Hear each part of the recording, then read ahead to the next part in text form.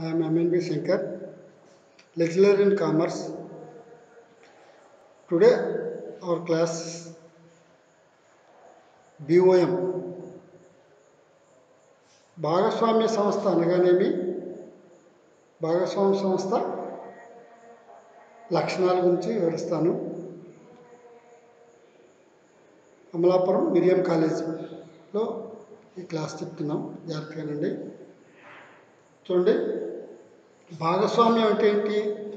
సాధారణంగా కొంతమంది వ్యక్తులు కలిసి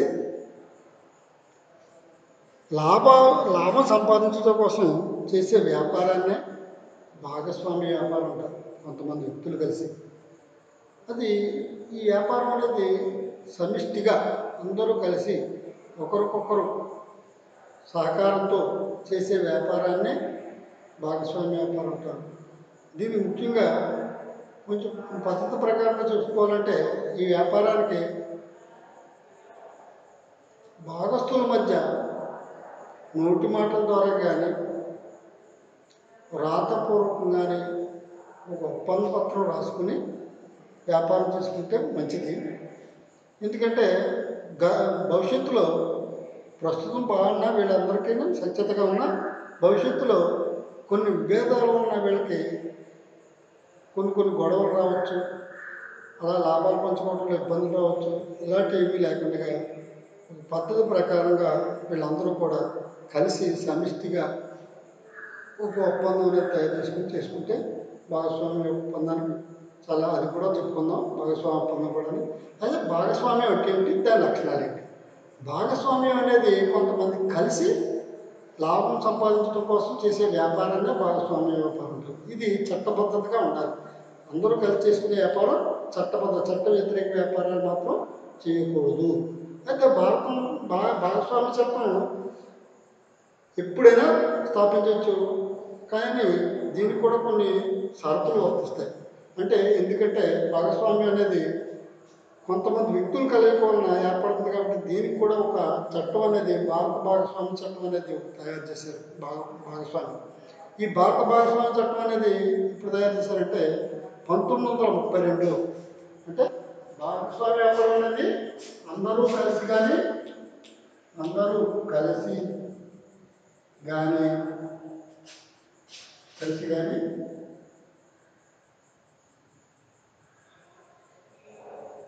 అందరి తరపున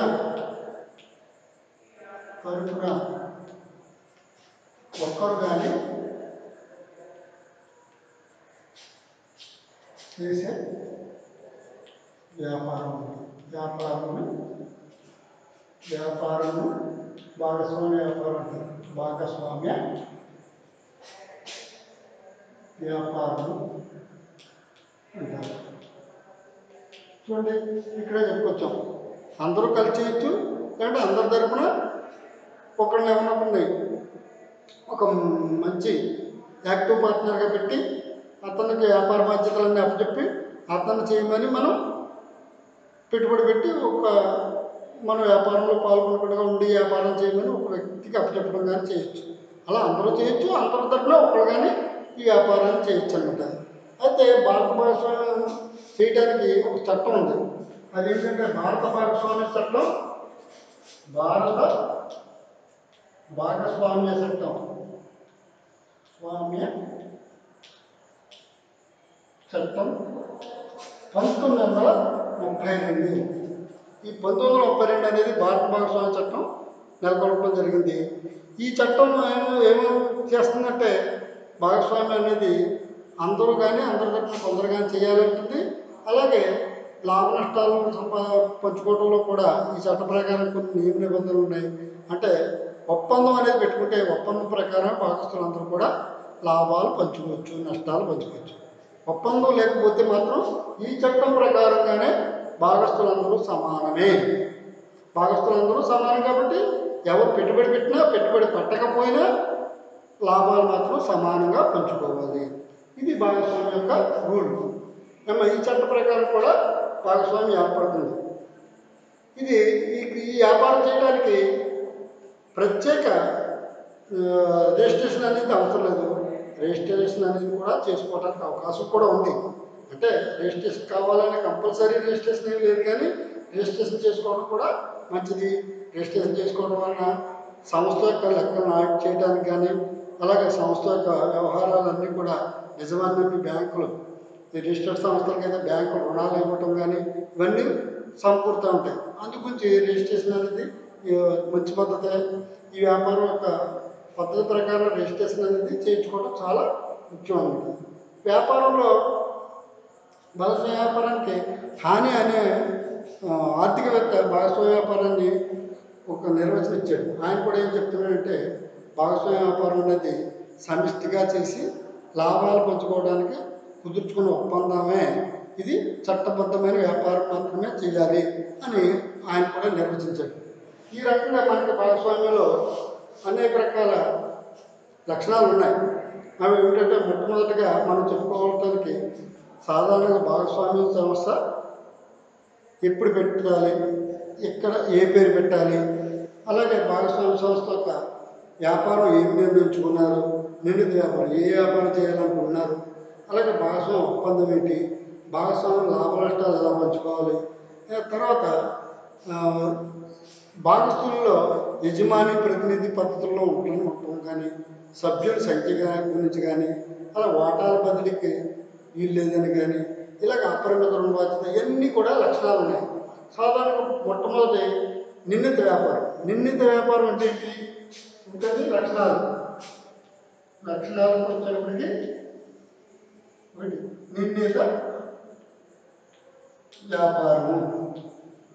నిర్ణీత వ్యాపారం అంటే ఏంటి? సాధారణంగా ఏదో ఒక వ్యాపారం అనుకుని భాగస్వామ్యాన్ని ప్రారంభిస్తారు, ఆ వ్యాపారం మాత్రం కొనసాగించాలి, కానీ వేరే వ్యాపారం చేయకూడదు. ఇది మొట్టమొదట నిర్ణీత వ్యాపారము అనేది ఒక లక్షణం ఉంటుంది. ఏ వ్యాపారం చేయాలనుకున్నారో నిర్ణయించుకుని భాగస్థులందరూ కలిసి ఆ వ్యాపారానికి కావాల్సిన అంగులు ఆర్భాటాలు అన్నీ సమకూర్చుకుని వ్యాపారం ప్రారంభిస్తారు అన్నమాట. అంటే వ్యాపారం అనేది ఒక నిర్ణయించబడిన వ్యాపారం మాత్రమే ఉంటుంది, నిర్ణీత వ్యాపారం. అలా భాగస్వామ్యంలో ఒప్పందం అనేది ఒక లక్షణం. ఒప్పందం రెండోది ఒప్పందం. ఒప్పందం అంటే ఏంటి? భాగస్థులందరూ కలిసి రాతపూర్వకం కానీ లేదా నోటి మాటల ద్వారా కానీ ఒక వ్యాపారం చేయడానికి కుదుర్చుకున్న ప్రతిపాదననే భాగస్వామ్య ఒప్పందం అంటారు. ఏ వ్యాపారం చేయాలనుకున్నారో, అలాగే లాభాలు ఎలా పంచుకోవాలనుకుంటున్నారో, భాగస్వామ్య సంస్థకి పేరు ఎలా పెట్టాలనుకున్నారో, అలా భాగస్వామ్య సంస్థకి నుంచి భాగస్థులు ఎవరైనా వివరిస్తున్నా, లేకుంటే భాగస్థులు మరణించినా, ఎవరన్నా కొత్తగా భాగస్థులు చేరుతున్నా ఈ ఒప్పందంలో రాసుకున్న పద్ధతిలో చేర్చుకోవడం కానీ, విరమించిన భాగస్థులకి వాటా లెక్కగట్టి ఇవ్వడం కానీ, అలాగే సంస్థ యొక్క భాగస్థుల పేర్లు చిరునామాలు, అలాగే భాగస్వామ్యంలో ఉన్న వివిధ రకాల పద్ధతులు సాంప్రదాయాల గురించి కానీ ఇవన్నీ కూడా రాసుకున్న ప్రతినే భాగస్వామ్య ఒప్పందం అంటారు. ఇది రెండో లక్షణం. భాగస్వామ్య ఒప్పందం అనేది ఖచ్చితంగా ఉండాలి. అలాగే లాభ నష్టాలు పంచుకోవడం. మూడోది లాభ నష్టాలు పంచుకోవడం.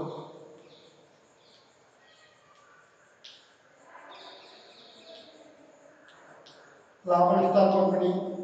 ఈ లాభ నష్టాలు పంపిణీ అనేది కూడా భాగస్వామ్య వ్యాపారంలో లాభ నష్టాలు ఎలా పంచుకుంటారు, ఏ రకంగా పంచుకుంటారు, ఇవన్నీ కూడా పూర్తిగా భాగస్వామ్య లక్షణాల్లో మొట్టమొదట తెలియజేసుకోవాలన్నమాట.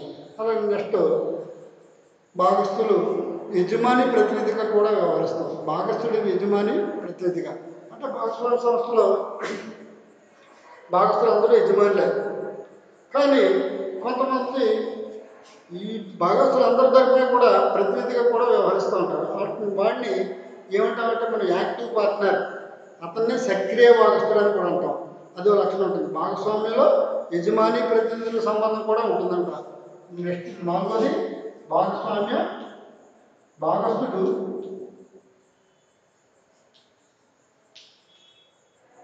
యజమాని ప్రతినిధి ఇదిగా కొనసాగించారు. అంటే భాగస్వామ్య లక్షణాల్లో భాగస్థులందరూ యజమానులుగా ఉండొచ్చు, ఆ భాగస్వామ్య ప్రతినిధులుగా కూడా వ్యవహారం సాగించు. వీళ్ళ ద్వారా భాగస్థులందరూ కూడా వ్యాపారంలో పాల్పంచుకోవచ్చు, వ్యాపార లెక్క చూసుకోవచ్చు, అలాగే వ్యాపారానికి కావాల్సిన ఏమన్నా ఒక బాధ్యత అనేది వ్యాపారానికి అన్ని ఏ, ఒక అధికారాలు ఇవ్వడానికి ఒక ప్రతినిధిగా కూడా ఒక భాగస్వామి మనం ఎన్నుకోవడం జరుగుతూ ఉంటుంది అన్నమాట ఈ లక్షణాలు. అలా భాగస్వామ్యులకి యజమాని ప్రతినిధి ఉంటుంది. అలా సభ్యుల సంఖ్య అనేది ఒక భాగస్వామ్యం ఉండాలి. సభ్యులు సభ్యుల సంఖ్యకు వచ్చేటప్పటికి భాగస్వామ్యం ఏర్పాటు చేయాలంటే కనీసం ఇద్దరు వ్యక్తులు ఉండాలి. భాగస్వామ్యం ఏర్పాటు చేయాలంటే కనీసం ఇద్దరు వ్యక్తులు ఉండాలి. మ్యాక్సిమము 20 మంది మించి ఉండకూడదు. భాగస్వామ్య వ్యాపారానికి కనీసం ఇద్దరు వ్యక్తులు, మినిమం 2, మ్యాక్సిమం 20. అయితే ఇతర బ్యాంకింగ్ వ్యాపారాలు అయితే మాత్రం గరిష్ట సభ్యుల సంఖ్య 10 మంది మించకూడదు.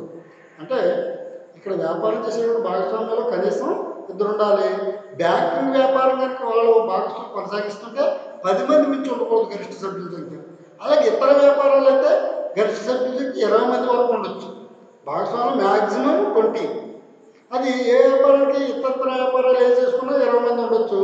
బ్యాంకింగ్ ఫైనాన్స్ వ్యాపారాలు అయితే మాత్రం 10 మంది నుంచి పార్ట్నర్స్ ఉండకూడదు. పార్ట్నర్షిప్ ఒక రూల్ ఏంటి చెప్తుంది 1932 ప్రకారం భాగస్తుల సంఖ్య కనీసం ఇద్దరు ఉండాలి.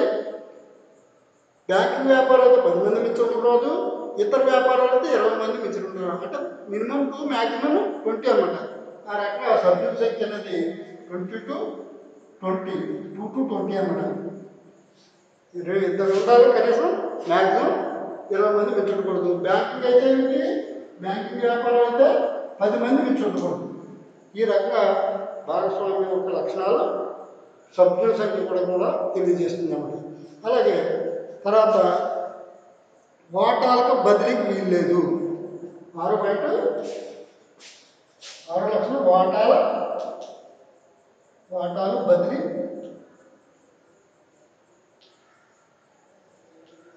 వీలు లేదు.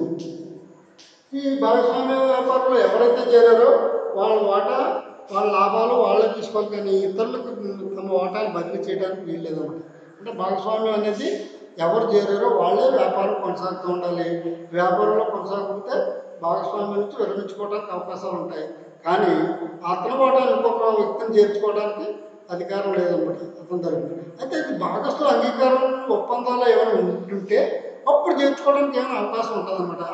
ఒకవేళ తండ్రి మనిస్తే మా అబ్బాయికి ఇవ్వండి మా వాటా అనేసి, లేకపోతే ఏదో కొన్ని షరతులు ఏమైనా పెట్టుకుని ఒప్పందంలో ఇవన్నీ కూడా ఉంటే చేరడానికి అవకాశం ఉండొచ్చేమో, కానీ సాధారణంగా భాగస్వామ్యంలో ఉన్న భాగస్థులు తమ వాటాలను ఇతరులకి బదిలీ చేయడానికి వీలు లేదు. అది రూల్ ప్రకారం 1932 చట్టం ప్రకారం భాగస్వామ్య వాటాను భాగస్థులే కొనసాగిస్తూ ఉండాలి.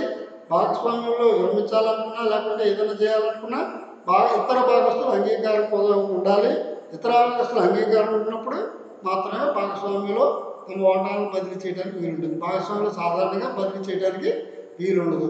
అలాగే అపరిమిత రుణ బాధ్యత, భాగస్వామ్య వాటాలను బదిలీ చేయడానికి వీలుండదు. రెండోది అపరిమిత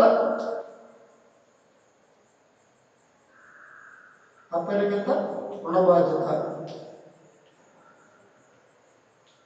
ఈ అపరిమిత రుణ బాధ్యత అంటే ఏంటి? సాధారణంగా భాగస్వామ్య వ్యాపారం చేసే వ్యక్తులకి భాగస్వామ్య సంస్థ వేరు, భాగస్వామ్యంలో వ్యక్తులు వేరు కాదు. భాగస్థులు భాగస్వామ్య సంస్థ రెండు ఒకటే. భాగస్వామ్య సంస్థ అప్పులకి భాగస్థులే బాధ్యత వహించాలి, భాగస్థుల అప్పులకి భాగస్వామ్య సంస్థ బాధ్యత వహించాలి. భాగస్థులు ఇండివిజువల్గా చేసిన అప్పులకి సంస్థ కోసం అవి సంస్థ భరించాలి, సంస్థ చేసిన అప్పులకి భాగస్థులే భరించాలన్నమాట. అందుకంటే భాగస్వామ్య సంస్థ భాగస్థులు ఒక్కరే. ఈ వ్యాపారానికి వచ్చేటప్పటికి భాగస్థులు భాగస్వామ్య సంస్థ ఒక్కరే కాబట్టి వీళ్ళకి ప్రత్యేక ఈ వ్యాపారం చేస్తూ ఏమైనా నష్టాలు వస్తే వీళ్ళకి తప్పుకోవడానికి ఉండదు. ఇందులో కూడా కొన్ని ఆల్రెడీ గొడవలు వచ్చినాయి గతంలో. ఆ గొడవలకు సంబంధించిన విషయాలపై కోర్టుకు వెళ్ళడం జరిగింది. అలా కోర్టుకు వెళ్ళినప్పుడు కొంతమంది గార్నర్ వర్సెస్ ముర్రే అనే వాళ్ళిద్దరి మధ్య భాగస్థుల మధ్య గొడవలు వచ్చినాయి. ఈ గొడవలను తగాదాలన్నీ కూడా కోర్టులో పరిష్కారం చేసుకునేటప్పుడు ఈ కొన్ని సూచనల మేరకు సాల్వెంట్ పార్ట్నర్ తీర్చాలని అంటే సాల్వెంట్ అంటే ఎవరు? భాగస్వాములు అప్పులైపోతే ఆ అప్పులన్నీ కూడా ఇతర భాగస్వామ్య సంస్థలు అప్పులైపోయి అప్పు పాలైపోతే ఈ సంస్థ అప్పులు అన్నీ కూడా తీర్చవలసిన తర్వాత అందులో కొనసాగుతున్న ఈ సాల్వెంట్ పార్ట్నర్స్ అంటే దివాళా తీసిన భాగస్తులు ఉంటారు. దివాళా తీసిన భాగస్తులు వాళ్ళ దగ్గర ఏముండదు, వాళ్ళు ఐపీ పిటిషన్ పెట్టుకోవడానికి ఉండదు, కానీ వాళ్ళు కూడా బాధ్యులే రూల్గా.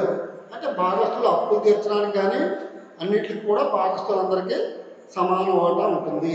అప్పులు కాల సంస్థ ఏదైనా నష్టాలు వచ్చి నష్టాలు పాలైపోయి అప్పులు పాలైపోతే ఆ సంస్థ యొక్క అప్పులు అందరూ కూడా సొంత ఆస్తులు కూడా అమ్మి అప్పులు తీర్చవలసిన బాధ్యత ఉంటుంది. కాబట్టి దీనిలో భాగస్వామ్య సంస్థ లక్షణాల్లో ముఖ్యమైనది ఏంటంటే అపరిమిత రుణ బాధ్యత అనేది ఉంటుంది. అందువలన ఏంటి, భాగస్వామ్య సంస్థకి వ్యక్తిగా చూడరు, భాగస్వామ్య సంస్థ ఒకటే కాబట్టి అప్పులు ఇచ్చేవాళ్ళు కూడా ముందుకు వస్తారు. సంస్థ పనుల్లో పాడైపోయి ఎవరైనా ఏదైనా వ్యాపారం చేసేటప్పుడు లాభాలు పోదు నష్టాలు వచ్చినా కూడా భాగస్తులు ఇస్తారు. భాగస్వామ్య సంస్థలో ఇబ్బంది లేదు, మనం రాబట్టుకోవచ్చు, అతని ఆస్తి నుంచి కానీ అతని వారసుల నుంచి కానీ మనం అప్పు రాబట్టుకోవచ్చు అనే ఉద్దేశంతో ఎక్కువగా దీనికి మూలధన సేకరణకి అప్పులు తీర్చుకోవడానికి అవకాశాలు ఉంటాయన్నమాట. అందుగురించి భాగస్వామ్య సంస్థలో ఇది ఇబ్బంది అనేది ఉండదు. అప్పు తెచ్చినప్పుడు అపరిమిత రుణ బాధ్యత అనే కండిషన్ ఉంటుంది. అంటే భాగస్తులు అప్పు తీర్చవలసిన బాధ్యత భాగస్తులుగా ఉంటుంది సంస్థ అప్పుల పాలైపోయిన సరే. అందుకోసం దీనికి సంస్థ బాగానే నడుస్తుంటుంది. అలాగే నెక్స్ట్ చట్టబద్ధమైన వ్యాపారం చేయాలి. రెండోది చట్టబద్ధమైన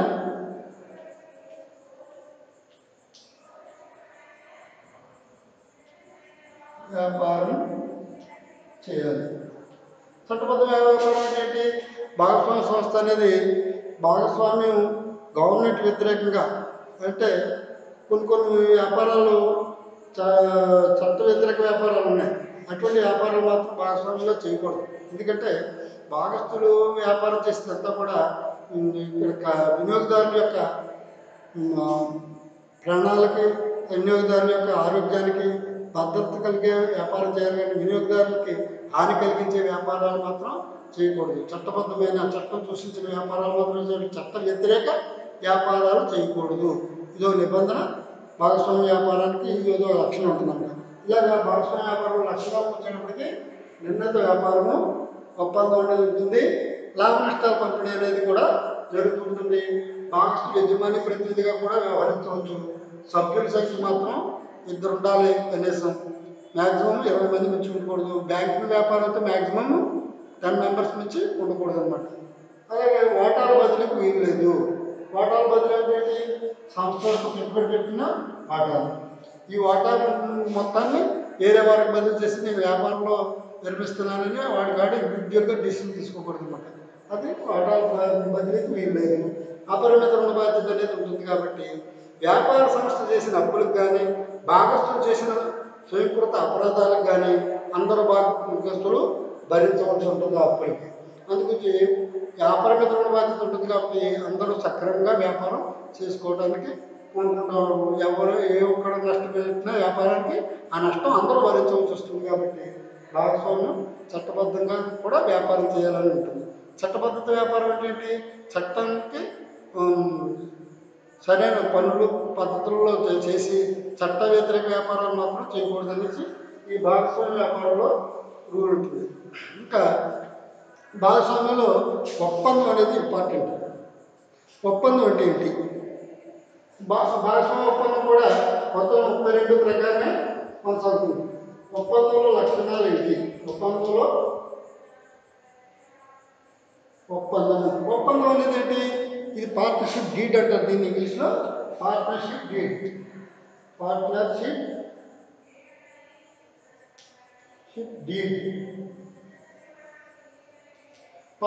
డీడ్ అనేది ఈ ఒప్పందం అంటే ఏంటంటే భాగస్వామ్య సంస్థ ఏ ప్లేస్లో పెట్టారు, ఎక్కడ పెట్టారు, దాని యొక్క పూర్తి చిరునామా ఇవ్వటం మొట్టమొదటి పాయింట్ అన్నమాట.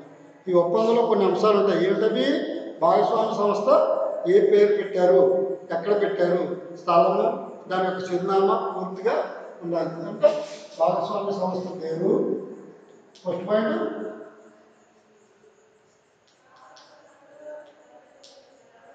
పేరు, చిరునామా, ఇది ఒకటి ఉండాలి ఒప్పందంలో. మొట్టమొదటి భాగస్వామ్య వ్యాపారం. తర్వాత ఏ వ్యాపారం చేస్తున్నారు, రెండోది ఏ వ్యాపారం చేస్తున్నారు, మూడోది భాగస్థుల పేర్లు చిరునామాలు. భాగస్థుల పేర్లు చిరునామాలు.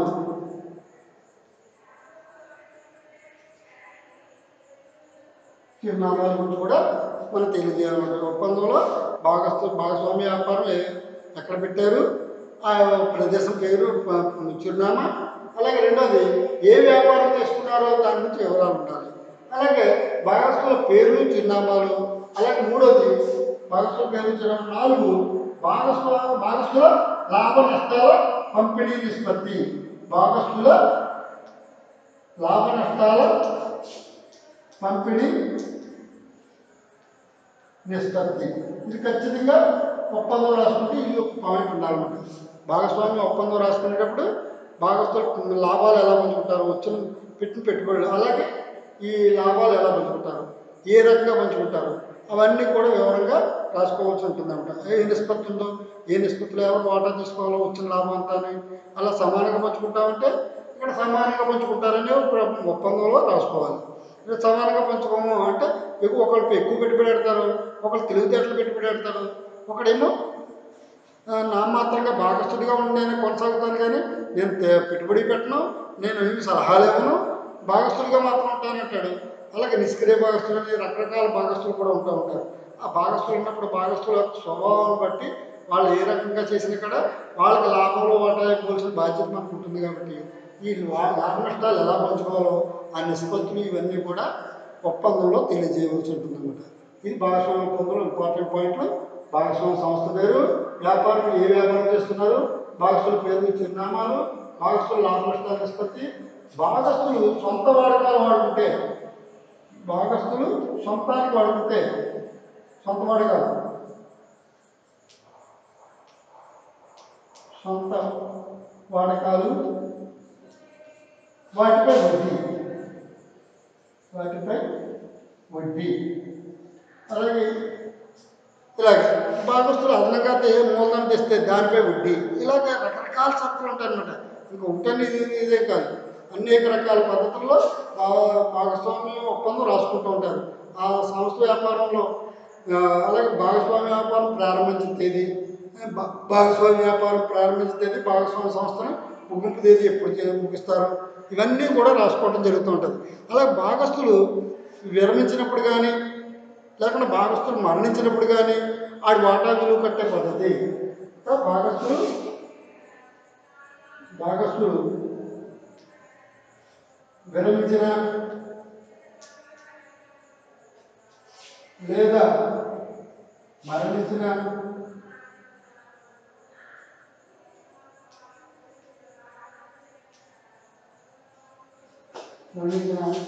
అతని వారసులకు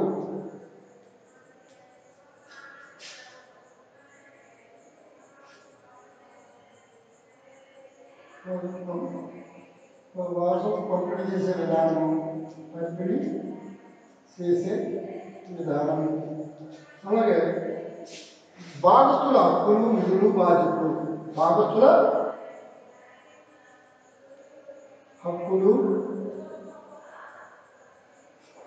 విధులు, బాధ్యతలు. ఈ భాగస్థులు హక్కులు, విధులు, బాధ్యతలు అంటే భాగస్వామ్యం యొక్క లెక్కలు తనిఖీ చేసే అధికారం కానీ, భాగస్వామ్యం ఎప్పుడు ప్రారంభించారు, అలాగే భాగస్వామ్యం నడుపుతున్న లెక్కలు ఏమిటి, ఇవన్నీ కూడా అడిగే అధికారం అన్నీ కూడా ఉంటాయి హక్కులు. అలాగే విధులు, భాగస్వామ్యంలో ఉంటూనే ఇదే వ్యాపారం ఇంకొకరితో చేయటం కానీ, ఇంకొక చోట పెట్టుకోవడం కానీ, సొంత లాభాలు పొందడం కానీ చేయకూడదు. అలాగే అదొక విధి. బాధ్యత, భాగస్వామ్యంలో నష్టం రాకుండా ఉండే బాధ్యత అందరూ కూడా వహించాలి. నష్టాలు వస్తే అందరూ భరించాలి. కాబట్టి అది ఏదైనా పర్సనల్గా నష్టం పోతే, నష్టం వచ్చినప్పుడు దాని బాధ్యత కూడా అతనే భరించాలన్నమాట, వ్యాపారానికి నష్టం వస్తే. అలాంటి భాగస్థుల హక్కులు, విధులు, బాధ్యతలు కూడా ఒప్పందంలో రాసుకోవడం మంచి పద్ధతి. అలాగే నెక్స్ట్ ఇక భాగస్థుల యొక్క మూలధనాలు, వాటి వివరాలు. భాగస్థుల మూలధనం, భాగస్థులు ఏ భాగస్తులు ఎంత పెట్టాడో మూలధనాలు వాటి వివరాలు. భాగస్తులు మూలధనాలు ఎంత మూలధనం పెట్టుబడి పెట్టారు, ఏ ఏ భాగస్తులు ఎంత తెచ్చాడు, ఏ భాగస్తులు ఎంత పంచుకుంటున్నాడు, ఎంత వ్యాపారంలో ఎంత పెట్టుబడి పెట్టాడు, ఇవన్నీ కూడా వివరాలు ఉండటం వలన ఎప్పుడైనా భాగస్వామ్య సంస్థ విరమించినా లేకుంటే భాగస్వామ్య సంస్థ రద్దు చేసుకున్నా కొంతకాల పరిమితి తర్వాత వాళ్ళ యొక్క వాటాల మూలధనాన్ని వాళ్ళు వెనక్కి తీసుకోవడానికి ఒప్పందంలో ఉంటే చాలా శ్రేయస్కరం అనమాట. అందుకు ఒప్పందంలోనే భాగస్తుల యొక్క మూలధన వివరాలు కూడా అందరి భాగస్తుల మూలధన వివరాలు కూడా రాసుకోవడం జరుగుతూ ఉంటుంది. అవి కూడా మనం ఒప్పందంలో రాసుకోవడం చాలా మంచిదన్నమాట. ఇలా భాగస్వామ్య సంస్థ అంటే ఏమిటి, భాగస్వామ్య సంస్థ అంటే ఏంటి, సాధారణంగా ఇద్దరు కానీ అంతకన్నా ఎక్కువ మంది కానీ కలిసి వ్యాపారం చేసి లాభాలు సంపాదించడం కోసం చేసే వ్యాపార సంస్థనే భాగస్వామ్య వ్యాపారం అంటారు. ఈ సంస్థ ఏంటి, సంస్థ వేరు భాగస్తులు వేరు కాదు. అందుకు భాగస్తులు సొంత వ్యాపారంలో ఎలాగైతే భాగస్వామ్యానికి సంబంధించిన బాధ్యతలు ఉంటాయో అలా భాగస్వామ్య సంస్థలో కూడా హక్కులు బాధ్యతలు అన్నీ ఉంటాయి. కాబట్టి సొంత వ్యాపారం లక్షణాలు ఇంచుమించు భాగస్వామ్యానికి కూడా ఉంటాయన్నమాట. అందుగురించి భాగస్వామ్య సంస్థలో ఒప్పందం అనేది రాసుకోవడం వలన ఇబ్బందులు అనేవి ఉండవు. భాగస్వామ్య వ్యాపారం చేయడం వలన ఎవరికి కూడా ఏ రకమైన నష్టాలు ఉండవు. నష్టాలు వచ్చినా అందరూ భరిస్తారు, లాభాలు వచ్చినా అందరూ తీసుకుంటారు. అందుగురించి భాగస్వామ్య సంస్థలో మూలధన సేకరణకి ఎక్కువగా అవకాశం ఉంటుంది. మూలధనాన్ని ఎక్కువ మంది భాగస్తులు ఉంటారు కాబట్టి ఒక్కడే అయితే సొంత వ్యాపారంలో ఒక్కడే ఉంటాడు కాబట్టి తక్కువ మూలధనాన్ని సమకూర్చుకుంటాడు. భాగస్వామ్యంలో పెద్ద పెద్ద వ్యాపారాలు చేయడానికి ఎక్కువ మూలధనాన్ని సమకూర్చుకోవడానికి కూడా వీలుంటుంది. ఇది భాగస్వామ్య వ్యాపారం యొక్క లక్షణాలు, అలా భాగస్వామ్య వ్యాపారం యొక్క ఒప్పందము. జాగ్రత్తగా టుడే ఈ క్లాస్ చెప్తున్నాను, జాగ్రత్తగా ఇది వినండి. ఈ క్లాస్ ఇది 10 మార్క్స్ కూడా ఉంటుంది, 5 మార్క్స్ కూడా ఉంటుంది ఒప్పందం అయితే. అందుకు జాగ్రత్తగా ఒప్పందం అలాగే లక్షణాలు కూడా చదవండి. ప్రయోజనాలు లోపాలను నెక్స్ట్ క్లాస్లో చెప్తాను. Okay, good bye. అందరూ కూడా జాగ్రత్తగా ఉన్నారని ఆశిస్తాను. Thank you.